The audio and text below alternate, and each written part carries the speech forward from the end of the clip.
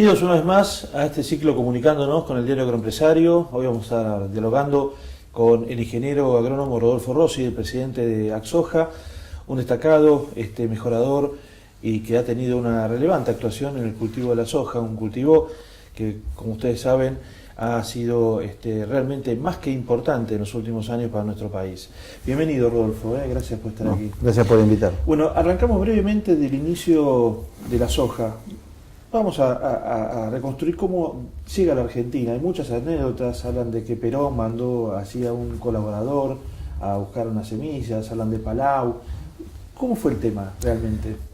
Bueno, a principios del siglo pasado empiezan a venir, digamos, las primeras semillas de soja, que podemos decir que hubo entidades que se movieron tratando de ver la adaptación, ver las formas de manejo, la selección de variedades, de grupos de madurez. Eso fue un periodo largo donde muchos pioneros tuvieron mucho que ver, hasta que, bueno, la soja creo que en el año 68-69 empezó a cotizar en la bolsa. Hasta ese momento no tenía, hubo pizarra, como quien dice, ¿no? Claro. Y bueno, ahí en el gobierno concretamente de Perón, no sé si fue en el 73 o 74, dado que había una empresa que se llamaba Agrosoja de Pergamino, que ahí entre ellos estaba el ingeniero Ramón Agrasar, Paganini, Martínez, bueno, yo estaba en la facultad todavía ahí, ¿no? Empezaron a expandir la soja, y ahí es donde se autoriza con Palau, creo que era ministro de la provincia de Buenos Aires, se autoriza, y cuenta la anécdota que fueron aviones Hércules a Estados Unidos a traer variedades o semillas del sur de Estados Unidos, variedades como la Bragg y otras, de Arkansas, de Mississippi, y bueno, ahí hubo un plan de expansión importante, que bueno, la soja yo creo que en ese periodo entre 100 y pico de mil hectáreas pasó a 500.000 de hectáreas, sí. Cifras más, cifras menos. Así que fue ahí un impulso muy fuerte que hubo. Básicamente la Facultad de Agronomía creo que tenía las mejores recomendaciones sobre variedades, grupos, fecha, todo, en otro contexto, claro, tanto genético como ambiental, etcétera, ¿no? Entonces ahí es donde empieza, hay varios pioneros, ¿no? Remusi, Pascale, muchos pioneros, no quiero olvidarme de nadie, también gente como Piquín de Salta, de Cerrillos, gente de las estaciones de Misiones, de Buenavista, Corrientes, o sea, hubo gente que se preocupó muchísimo, ¿no? Y bueno, en el año 86, creo que ya la soja ahí tenía 2 millones de hectáreas, o 1 millón largo, pero en el año 76-77 es donde, bueno, yo empiezo a trabajar en mejoramiento de soja, y donde vimos que había una oportunidad, o sea, una gran oportunidad, ¿no? Veíamos que era un cultivo que de alguna manera se podía adaptar mucho mejor que otros, haciendo mejoramiento genético, que había una variabilidad genética que permitía la adaptación a distintas regiones, tipos de suelos, distintas latitudes, altitudes. En ese momento eran, no sé, creo que 2 variedades justificaban el 80%, ¿no? Claro. Se sembraba la Halesoy, la Bragg, la Hut y otras. Y bueno, nosotros cuando empezamos a trabajar nos planteamos que la precocidad iba a ser algo muy importante para la Argentina. Teníamos muy buenos suelos, el ambiente daba para materiales más cortos que los que se llamaban en ese momento, que eran prácticamente grupo 7. Claro. Y bueno, ahí desarrollamos, que lanzamos en el año 82 una variedad que para mí fue la emblemática. Primero porque fue mi primera variedad, segundo porque fue una muy exitosa, se llamó 5308, era un 5.3, y eso permitió una gran expansión de la soja en todo lo que sería el sur de Santa Fe, el sur de Córdoba, todo el centro-este de Buenos Aires. Llegó a ser una variedad muy, muy sembrada a fines de la década del 80, ¿no? Y bueno, durante el periodo de los 80, el tema fundamental fue la inversión en la agroindustria, ¿no? La industria del crushing, básicamente, donde Argentina hoy tiene el podio en todo lo que es la exportación de aceite, bueno, biodiesel, harina de soja. Se empieza a hacer inversiones concretamente atrás de un cultivo, cuando ese cultivo tenía 1 millón de hectáreas y pocas toneladas, y bueno, hasta el día de hoy, donde ha sido, bueno, hoy es el cultivo más importante, es lo que más empuja todo el sector económico de la Argentina. La explosión se da en esta década, ¿no? Yo creo que cuando se lanza la soja transgénica, que fue en el año 96-97, la soja transgénica y la simbiosis con la siembra directa, ahí empezó el gran despegue. Fíjate que en los próximos 10 años la superficie creció, no sé, 2 veces y media y la producción 3 veces y media. Ahí es donde yo diría que en el año 89 había 2 millones de hectáreas, 6 millones en el 96 y ya tenemos 13, 14 millones en el 2002, 2003 y casi que bueno, crece un 80% hasta ahora, los 20 millones. O sea, siempre se dijo que el boom de la soja, y si vos analizás la curva, siempre hubo un boom de la soja, claro, porque como que siempre fue creciendo. Después se aplanó durante los últimos años por toda la crisis que sufrió el campo argentino, a pesar de que nada recomendable, la soja pasó a ser el cultivo más importante, que ocupa más del 75% de la superficie, donde bueno, temas económicos, políticos, etcétera, hicieron que la soja fuera la única opción durante muchos años, ¿no? Entonces eso estabilizó la soja tuvo una respuesta positiva, pero esa expansión de la frontera agropecuaria que se planteó a principios de la década pasada, podía haber sido seguida por maíz, por más trigo, por más girasol, por ganadería. Y sin embargo, bueno, la situación económica de los últimos años, nunca es lindo hablar para atrás, pero la realidad es que hizo que la soja fuera la opción más importante y se transformara en muchas zonas en monocultivo. Hoy estamos ante una situación distinta, donde probablemente se revierta eso, pero también otra cosa importante, yo sí creo que la soja no solamente creció en Argentina, creció en Brasil, creció en Paraguay, creció en Uruguay. O sea, es un típico ejemplo de la globalización, donde hay un mundo que tracciona, ¿no? y una demanda y una oferta que se activa en función de eso. La demanda hoy está canalizada en China, básicamente, ¿no? Sí, uno podría pensar. De soja. Sí, es el que creció. Fíjate, en el 2002 China importaba creo que 12 millones de toneladas y hoy está importando más de 80. Yo recuerdo estar en China en un congreso en ese año y la inaugura el congreso una economista y plantea, ¿no?, el crecimiento en la importación de grano, de soja de parte de China, ¿no?, de grano, ¿no? Y mostraba algo muy parecido a lo que pasó. Nadie le creía. Yo estaba en ese congreso, recuerdo recién estaba ahí haciendo sus armas, Gustavo Patel. Estábamos juntos con él y otra gente de Rizobacter. Y no, nadie le creyó, bueno, importar, no sé, en 10 años 70 millones de toneladas, bueno, la cosa que pasó así. Imagínate el tamaño de la curva, cómo. Entonces, el cambio de hábito del consumo, la gente que se fue a la urbanización, o sea, la urbanización en China, consumo de carnes, la opción de la proteína vegetal, la soja es prácticamente la única opción desde el punto de vista económico en el mundo, etcétera, y entonces, bueno, se desarrolla todo ese mercado que sigue creciendo a una tasa entre el 5 y el 7% por año, que no vemos que disminuya en los próximos años. Con lo cual, pensando que los países productores están en América, que Estados Unidos dentro de todo está como en un plató, la expansión se va a dar en el cono sur, ¿no? Y fundamentalmente en Brasil. Creo que la Argentina está replanteando obviamente la sustentabilidad de su producción. La soja probablemente sea el pivote que va a seguir apuntando la economía para el lado del sector agropecuario, como, no sé, 25 o más por ciento de las exportaciones, pero el área agrícola nuestra está como en un límite. Claro. Siempre es feo decir el techo ya está, no, yo creo que hay una expansión, ¿está bien? Pero se va a dar de otra manera, quizá con mucho más variantes, ¿no? Y creo que en algún momento la Argentina va a tener que pensar seriamente en no tirar el agua al mar, y ver de qué manera racionalizarla y hacerla también sustentable, porque claro, no es cosa de crear problemas ¿no?, después del punto de vista ecológico, etcétera, pero creo que con muy poca agua de la que Argentina le sobra se podría hacer en ciertas márgenes de ciertos ríos muchos millones de hectáreas también, porque bueno, la Argentina hoy, la agricultura básicamente está en un límite hídrico, ¿no? Está en un límite hídrico y también está en un límite territorial. Lo que no tiene es un límite de productividad, porque se sigue investigando, ¿no?, y sigue desarrollando mejoramientos. Sí, todo este crecimiento, yo siempre lo digo, ¿no? A veces dicen, bueno, el crecimiento de cultivos como el maíz es impresionante, una tasa de tanto por año.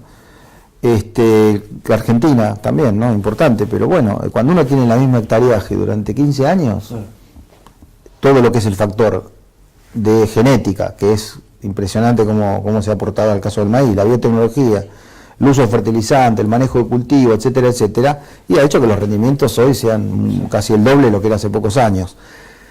Eso por un lado, pero la soja, lo paradójico de la soja es que los rendimientos son mejores, ¿no? Habiendo una expansión de cuántas veces, ¿no? La superficie, ¿no? Sí. Si bien los años secos impactan muy fuerte también, ¿no? Porque tenemos el 2009, el 2011, el 89, o sea, años que le pega a todos, pero también le pega a la soja. Es el cultivo que dentro de todo tiene el menor margen, ¿no? La menor fluctuación, ¿no? Cuando uno analiza, ¿no? La producción. Y rindes que son sostenidos por genética, por manejo.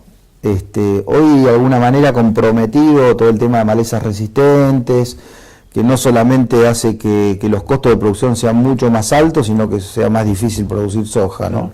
Toda esta facilitación que dio la soja transgénica, hoy como que se está terminando, pero creo que sí, que se sigue investigando y se trata de resolver el tema, hoy con mucha más capacitación también. Hoy hay muchos profesionales que están produciendo, los productores argentinos, como yo digo, son una esponja, o sea, la tecnología la ven y en la medida que la absorben. Hay muchas ganas de capacitarse, hay muchos elementos para capacitarse también, bueno, el caso de, un programa de televisión, diarios, revistas, cursos. En la época se pensó como que hasta había una saturación, sin embargo vos hoy armás un evento técnico y siempre hay gente disponible y lo más importante es que mucha gente joven también, o sea que se va renovando, ¿no? Y siempre pensando hacia adelante, ¿no? Porque el escenario y lo pasado lo conocemos, pero siempre hay mucha expectativa hacia adelante. ¿Cómo se sigue con el cultivo de la soja? ¿Hasta dónde llega, no?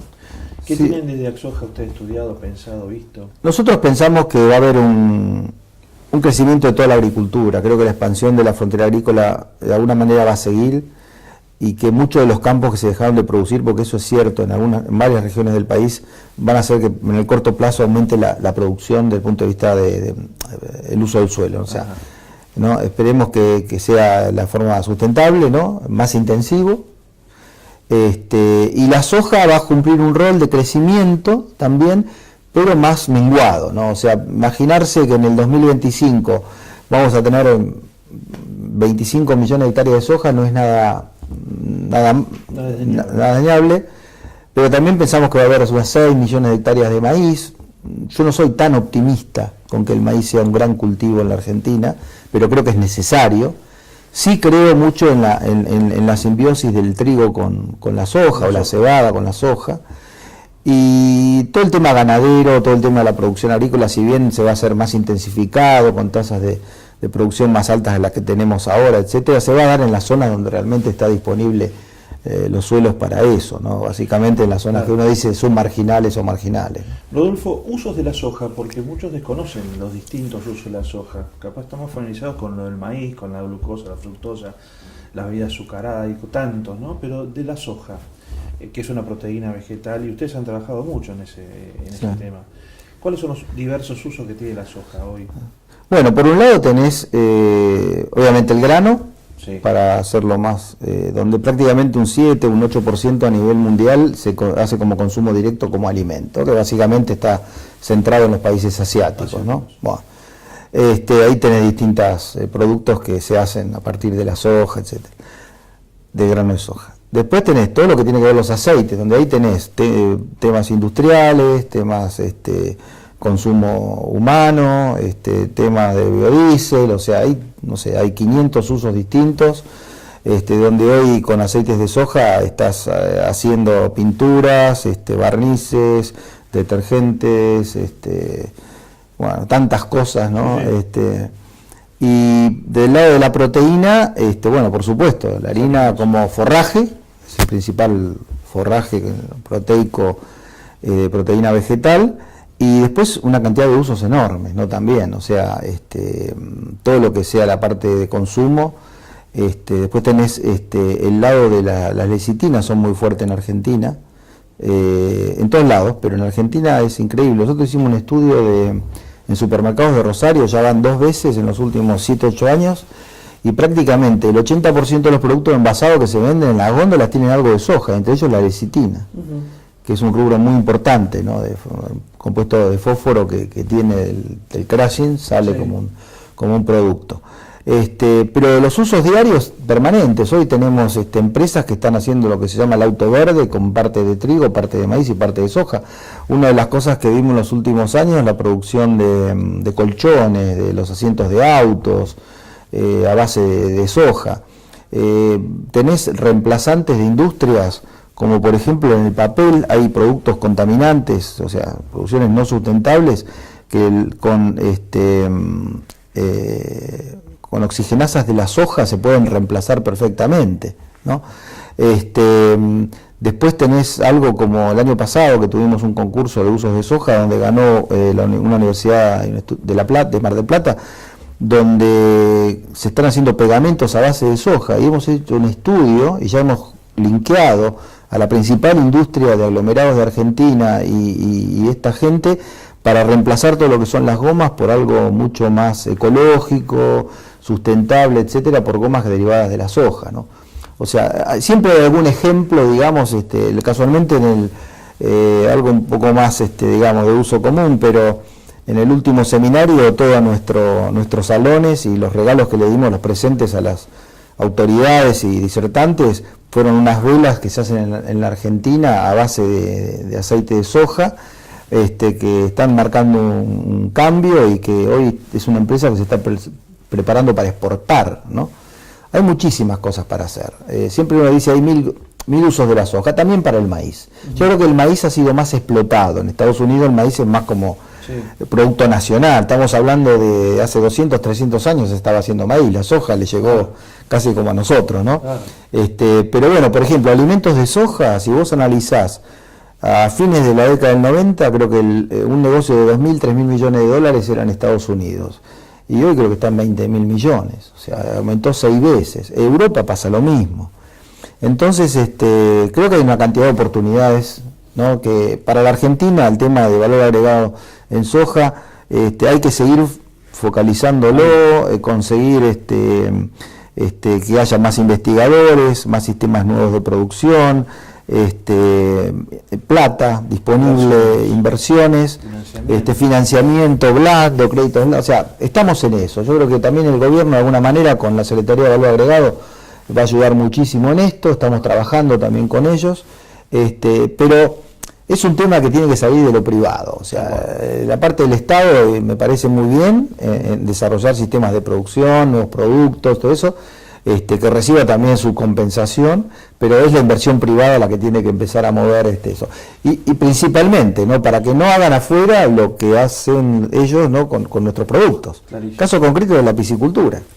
O sea, hoy la producción de peces en cautiverio con la soja, harina de soja, que tiene una conversión espectacular, es un gran negocio de los países asiáticos y de todos lados. Bueno, esto se lo está promocionando en Argentina. Hoy recorres, no sé, el sur de Estados Unidos y hay productores que hacen arroz, hacen maíz, hacen soja, algodón y que tienen unas piletas donde también producen pescado a base de harina de soja, ¿no? Creo que hay mucho para crecer. Sin duda. Ese es el desafío. Sí. Gracias, Rodolfo. No, gracias a ustedes. Rodolfo Rossi, aquí en Comunicándonos en el Diario Agroempresario.